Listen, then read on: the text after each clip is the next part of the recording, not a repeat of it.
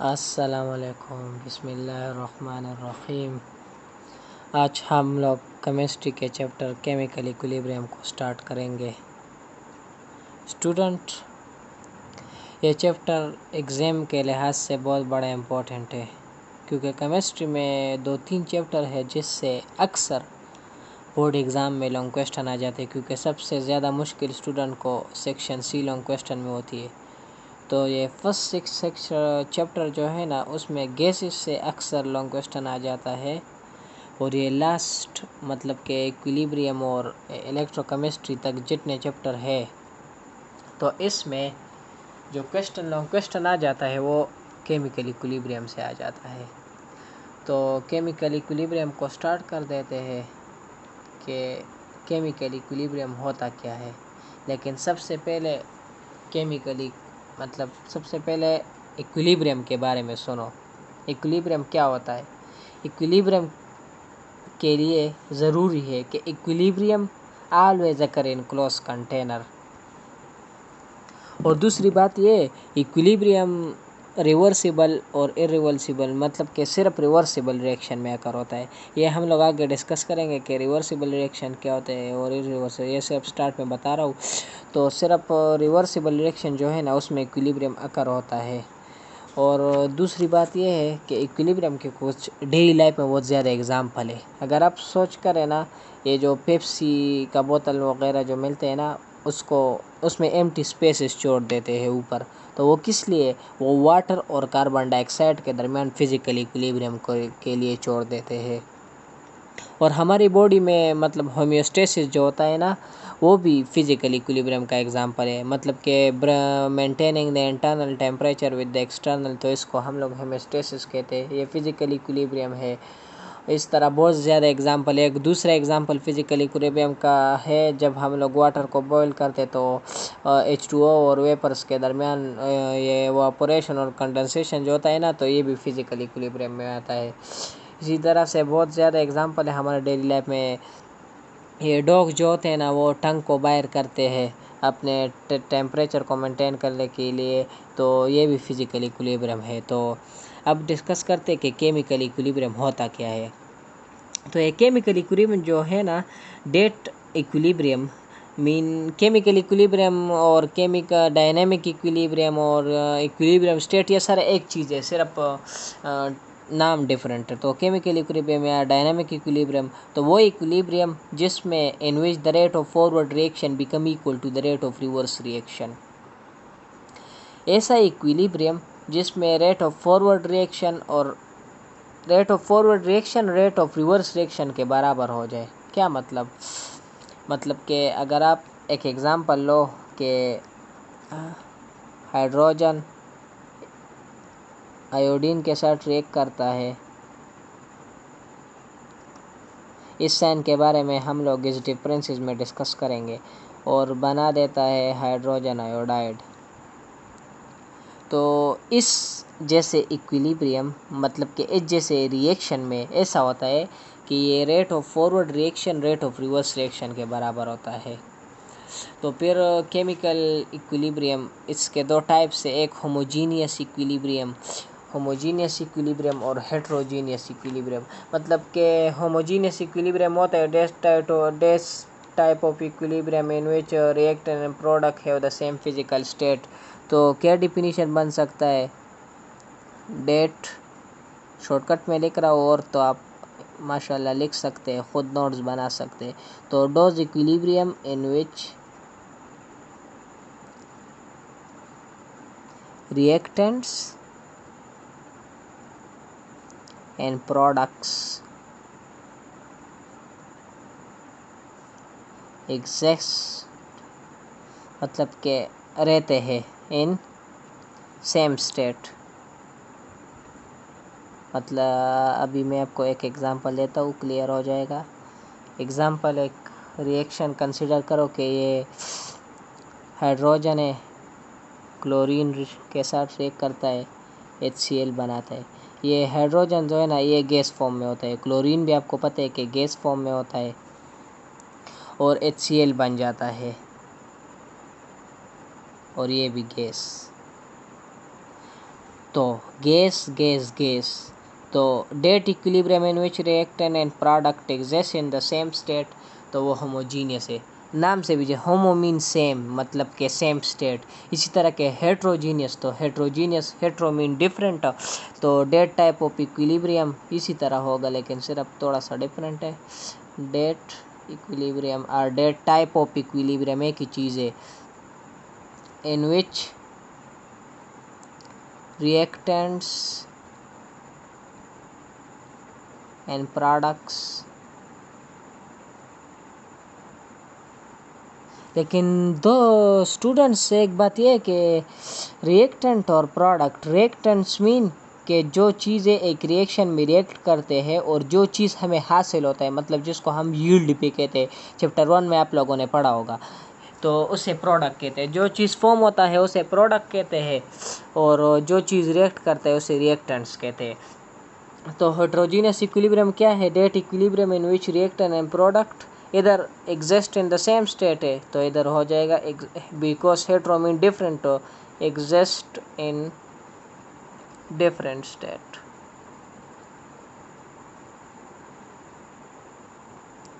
इसका भी एक एग्जांपल दे देता हूँ।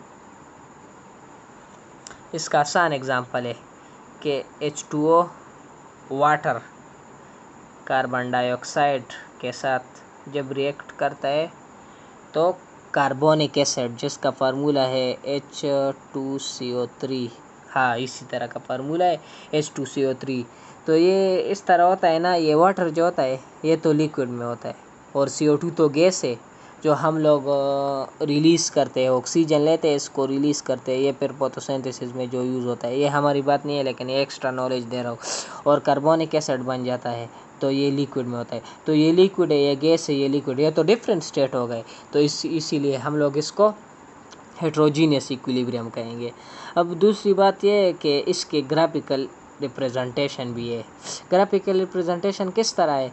मतलब कि एक वाई एक्सिस पे कंसंट्रेशन लो और इस तरह इस साइड पर एक टाइम लो, तो इस तरह, मतलब कि अगर ये आप देखो ना, अगर ये प्रोडक्ट की कंसंट्रेशन हो, तो सबसे पहले तो आपको पता है कि रिएक्टेंट कंसंट्रेशन डिक्रीज़ होता है, वक्त के साथ डिक्रीज़ होता है, और ये प्रोडक्ट की कंसंट्रेशन तो वक्त के साथ इंक्रीज़ होता है।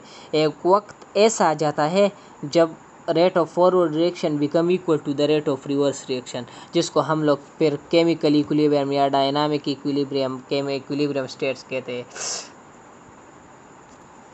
तो ये डिफरेंसेस रिवर्सिबल रिएक्शन और इरिवर्सिबल रिएक्शन बाज़ औक़ात क्वेश्चन में पूछा जाता है ना कि इसके दरमियान डिफरेंसेस आ जाते हैं, सेक्शन बी में आ जाता है 4 नंबरों का सवाल के लिए। तो मैं शॉर्ट्स कट ऑफ के लिए लिख देता हूँ, आपको फिर याद हो जाएगा। ये तो आसान पॉइंट है कि इसमें reactant react to form product, reactant react to form product.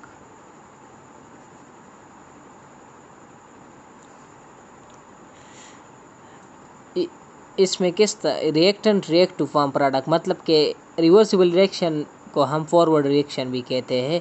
तो फॉरवर्ड रिएक्शन मतलब रिएक्ट इस तरह जाता है इस साइड पे, तो reactant react to form product, इसमें अपोजिट हो जाएगा प्रोडक्ट। ये इरिवर्सिबल रिएक्शन, वो ये इसको हम लोग रिवर्स रिएक्शन भी कह सकते हैं। जो फॉरवर्ड रिएक्शन मतलब आगे की तरफ जाता है और रिवर्स रिएक्शन पीछे की तरफ आता है। तो इसमें products react to form reactants। और दूसरी बात ये है ना, आपने नोट किया भी होगा, ये रिएक्शन जो है ना, मैंने कहा इस एरो के बारे में मैं आगे बताऊंगा। तो क्या मतलब आप इसमें लिख सकते हो, दिस रिवर्सिबल और forward reaction type of reaction is represented by a double half headed arrow. अगर आपके लिए ये सेंटेंस हो तो सिंपल लिखो कि it is represented by a double arrow. अगर आप ज़्यादा नंबर लेना चाहते तो लिखो कि डबल हाफ हेडेड एरो। और an irreversible reaction is represented by a single arrow. ये एक डिफरेंस हो गया इसमें। और आपको पता है कि ये जो इनिशियल स्टेट पे the rate of forward reaction जो होता है ना, सॉरी डिस्ट्रक्शन हो गई। तो इनिशियल स्टेट पे the rate of forward reaction बहुत फास्ट होता है। फॉरवर्ड रिएक्शन का स्टेट बहुत फास्ट होता है इनिशियली, और ये at beginning irreversible reaction slow होता है, फिर ग्रेजुअली इंक्रीज होता जाता है जब प्रोडक्ट से रिएक्टेंट बनता है, मतलब पीछे की तरफ जब आता है। और ज़ाहिरी बात है कि अगर इसको हम लोग फॉरवर्ड रिएक्शन कहेंगे, मतलब इधर से इधर जाएगा, तो ये लेफ़्ट साइड है और ये राइट साइड है, तो it's move from left to right. ये भी बहुत अच्छा डिफरेंस है, लेफ़्ट टू राइट, और ये जो है ना ये राइट टू लेफ़्ट मूव करता है। तो ये इसमें कुछ डिफरेंसेस हो गए। अभी law of mass section discuss करते हैं। इसमें सबसे पहले तो इसकी हिस्ट्री के बारे में आपको पता होना चाहिए, क्योंकि ये एमसीक्यूज़ में बाज़ औक़ात आ जाता है। एक इसमें है वेग है और गोल्डबर्ग। इन दोनों साइंटिस्ट ने इसको कंपोस्ट किया था, और कब किया था? 1864। ये डेट भी याद रखो, ये एमसीक्यूज़ में बाज़ औक़ात पूछा जाता है। तो इसकी स्टेटमेंट क्या हो सकती है? बहुत आसान स्टेटमेंट है, इसमें स्टूडेंट कंफ्यूज होते हैं। मैं भी आपको ऐसे समझाऊंगा कि कंफ्यूजन नहीं होगी इंशाल्लाह। तो स्टेटमेंट ये है कि मतलब हम लोग इस तरह कर सके, the rate of chemical reaction is directly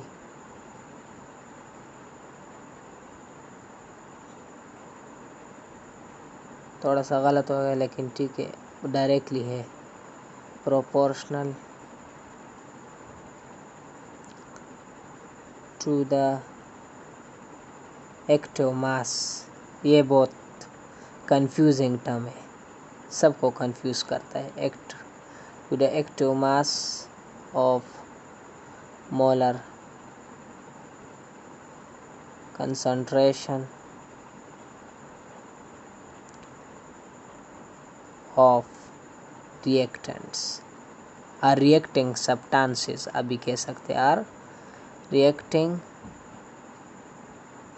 substance।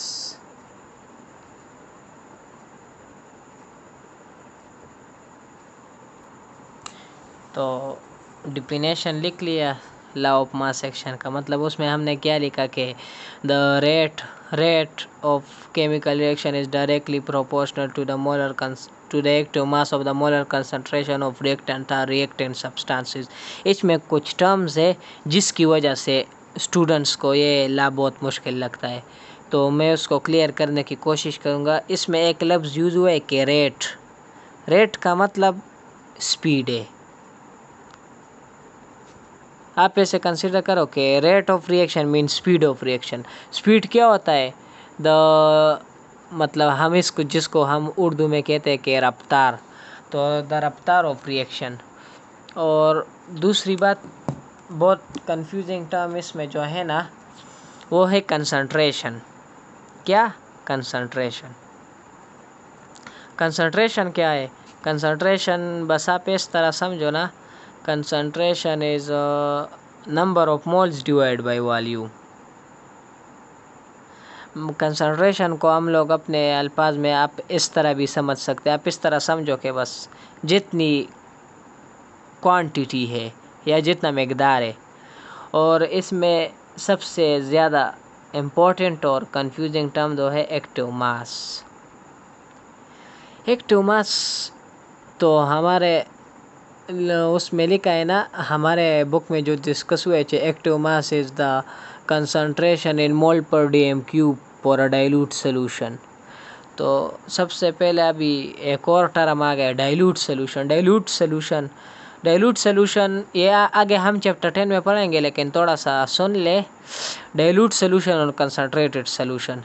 Dilute solution वो होता है जिसमें सॉल्यूट्स की मिकदार कम होती है या सॉल्वेंट की मिकदार ज़्यादा होती है, और कंसनट्रेटेड सोल्यूशन वो होता है ना जिसमें सॉल्वेंट की मिकदार ज़्यादा होती है, जिसमें सॉल्वेंट की मिकदार कम होती है लेकिन सॉल्यूट की मिकदार ज़्यादा होती है। सॉल्यूट की मिकदार ज़्यादा होती है उसको हम लोग कंसनट्रेटेड सोल्यूशन कहेंगे। तो इधर डाइल्यूट सोल्यूशन है, इसका मतलब है कि जिसमें सॉल्यूट की मिकदार ज़्यादा हो। तो active mass is the concentration in mole per dm cube for dilute solution।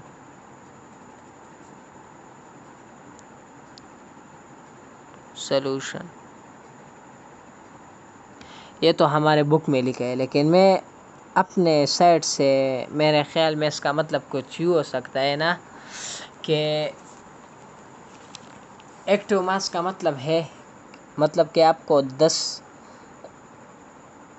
Mole given है ना, तो इसमें जिसमें जितने रिएक्टेंट यूज़ होते हैं, मतलब कि 9 रिएक्टेंट होते हैं ना, इस्तेमाल हो जाते हैं और एक बच जाता है। तो आप लोग एक्टिव मास उस 10 रिएक्टेंट को नहीं कहेंगे कंसंट्रेशन, जो रिएक्शन में हिस्सा लेते हैं जो मास, उसको हम लोग एक्टिव मास कहते हैं।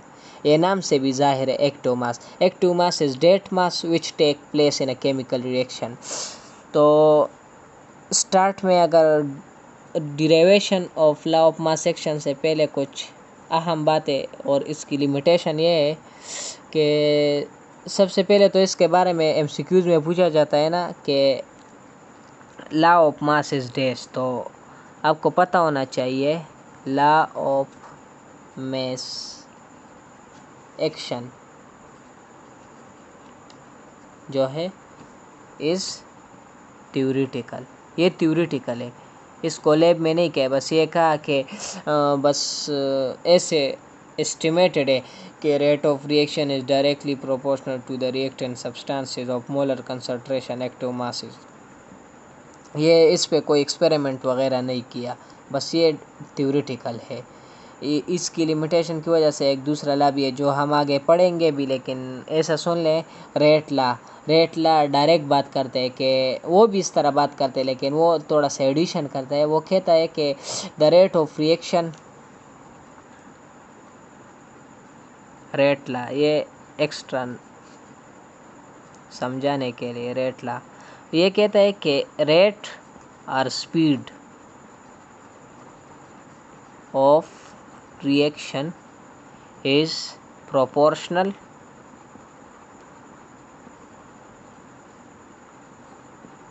to those reactants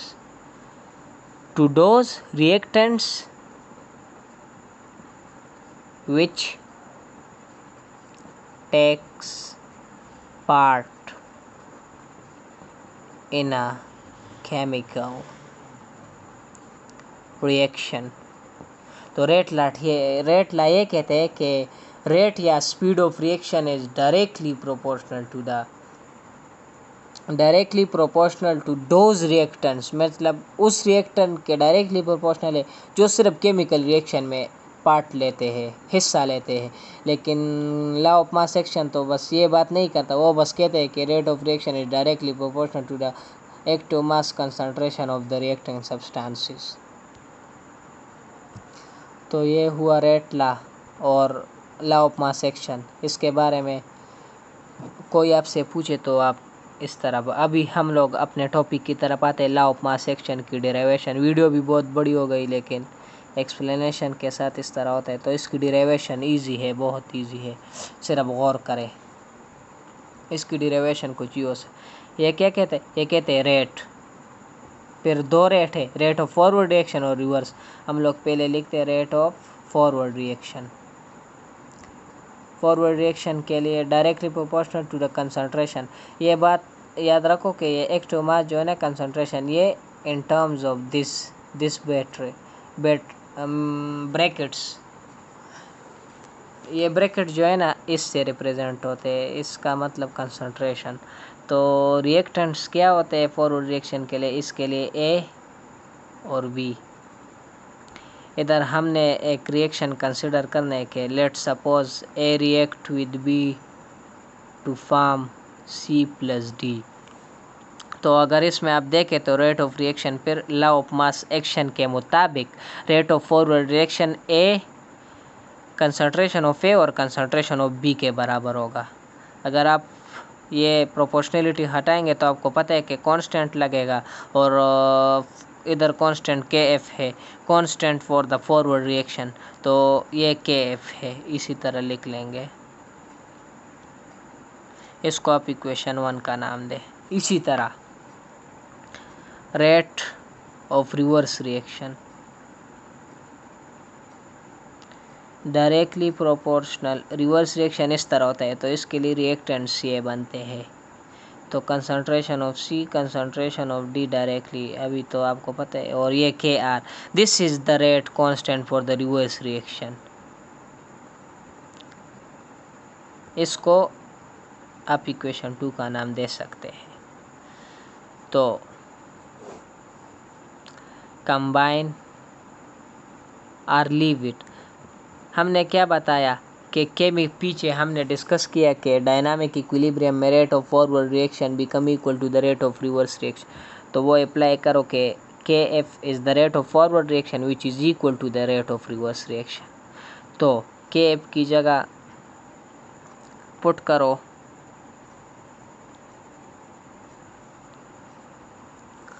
rate of forward reaction, तो ए बी, तो ये पूरा रेट ऑफ फॉरवर्ड रिएक्शन आपने लिख लेना है। इसी तरह रेट ऑफ रिवर्स रिएक्शन,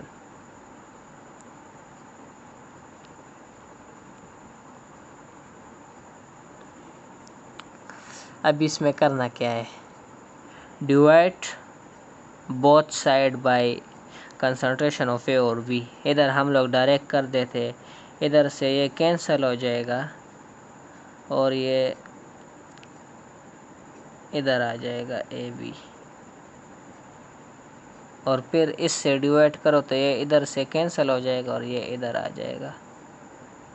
तो हमारे साथ एक्सप्रेशन ये निकल आया कि C D divided by A B, ये के एफ डिवाइड बाई के सी, ये के आर, ये के सी के बराबर है। तो लिखो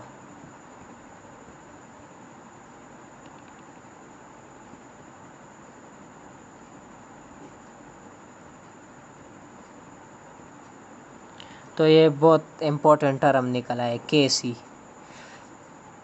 सारा चैप्टर के सी के इर्द गिर्द घूमता है।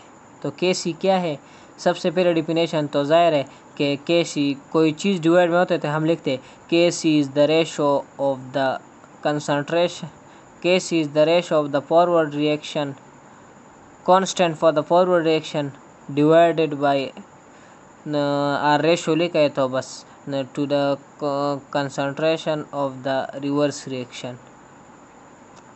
या के सी को हम इस तरह भी डिफाइन कर सकते हैं, it is the ratio of the product of the concentration, और ये नीचे क्या है, रिएक्टेंट। तो के सी को हम लोग इस तरह भी लिख सकते हैं कि प्रोडक्ट्स डिवाइड बाय रिएक्टेंट्स। इसके बहुत यूजेस हैं, हम लोग आगे डिस्कस करेंगे यूनिट्स ऑफ के सी, और इसके बारे में कुछ न्यूमेरिकल्स करेंगे जो एंट्री टेस्ट में पूछे जाते हैं। उम्मीद है आपको इस लेक्चर की समझ होगी। अगर समझ आए तो दोस्तों के साथ भी शेयर करें ताकि उसका भी फ़ायदा हो।